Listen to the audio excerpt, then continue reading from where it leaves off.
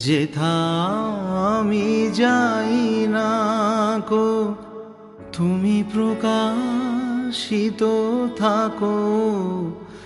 আকুলো নয়ন জলে ঢালো গো কিরণ ধারা, তোমারে করিয়াছি জীবনের ধ্রুব তারা।